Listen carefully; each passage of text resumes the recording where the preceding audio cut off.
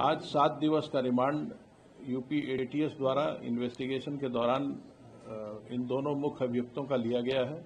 इसके अलावा इस गैंग ने जहां जहां अवैध संपत्ति अर्जित की है, अवैध धन का इस्तेमाल करके, उन सभी की भी जानकारी की जाएगी तथा अवैध संपत्तियों को जब्तीकरण की कार्रवाई तथा उन्हें डिमोलिश करने की कार्रवाई भी की जाएगी। आपको पूर्व में भी जानकारी दी गई थी कि जमालुद्दीन उर्फ छांगुर बाबा की गतिविधियों के संबंध में मुकदमा एटीएस में पंजीकृत किया गया था।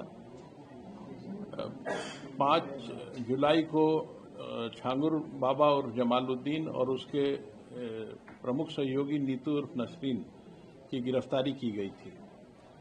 आज 7 दिवस का रिमांड यूपी एटीएस द्वारा इन्वेस्टिगेशन के दौरान इन दोनों मुख्य अभियुक्तों का लिया गया है। इनसे इस गैंग के सभी गतिविधियों, इनके मनी ट्रेल, इनके द्वारा अर्जित अवैध संपत्तियां इत्यादि की जानकारी की जाएगी।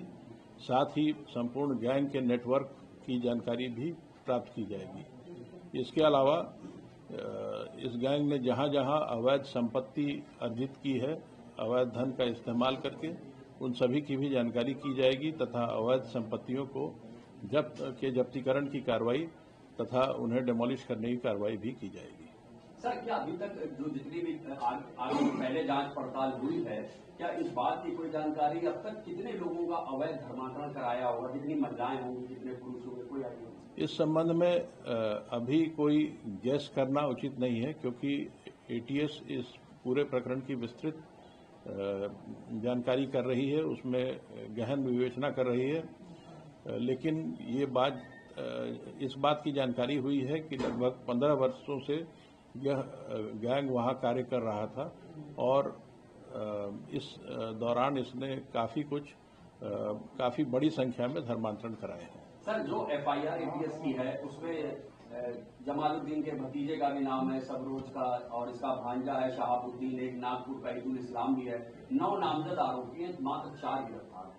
5 की गिरफ्तारी कब होगी? इस प्रकरण में जब प्रत्येक मुलजिम के विरुद्ध साक्ष्य संकलन की कार्रवाई पूरी हो जाती है, उसके बाद ही गिरफ्तारी की जाती है।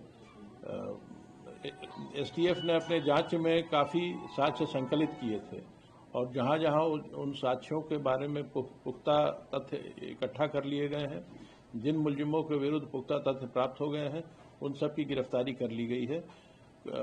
आगे की कार्रवाई जारी रहेगी। सर, मोहम्मद अहमद का नाम है जो पूना में बैठा हुआ है, यहाँ कुछ लोग उसको राइट हैंड भी बताते हैं, लेकिन अब उसका बयान आ रहा है, वो खुद अपने आप को पीड़ित बता रहा है और ये बता रहा है कि छांगुर बाबा का मुख्तार अंसारी से भी कनेक्शन है। छांगुर बाबा के सारे कनेक्शंस की जांच की जा रही है। किसी भी एक व्यक्ति के बयान को जमीनी तथ्यों से उसके खिलाफ अवेलेबल एविडेंस की कसौटी पे कसना पड़ता है। जब सारे जानकारियां इकट्ठी हो जाएंगी तभी मैं इस पर कोई स्टेटमेंट दे पाऊंगा। मोहम्मद अहमद आरोपी है? मोहम्मद अहमद आपके लिए आरोपी है? मोहम्मद अहमद इस प्रकरण में नामजद है और एटीएस उसके संबंध में जांच कर रही है। जांच से, विवेचना से जो तथ्य प्राप्त होते हैं उसके आधार पर कार्रवाई की जाए। सर, ईडी ने आपसे जानकारी मांगी है, क्या ईडी भी मनी लॉन्ड्रिंग के तहत कार्रवाई करेगी? ईडी द्वारा एटीएस से इस प्रकरण में दायर एफआईआर की प्रति मांगी गई थी। इसके अलावा और कोई जानकारी इस मुख्यालय के स्तर पर उपलब्ध नहीं है। क्या सर ये जानकारी में है किस बैंक में भी इन लोगों का खाता है, दुबई या शारजाह में? नहीं, ऐसी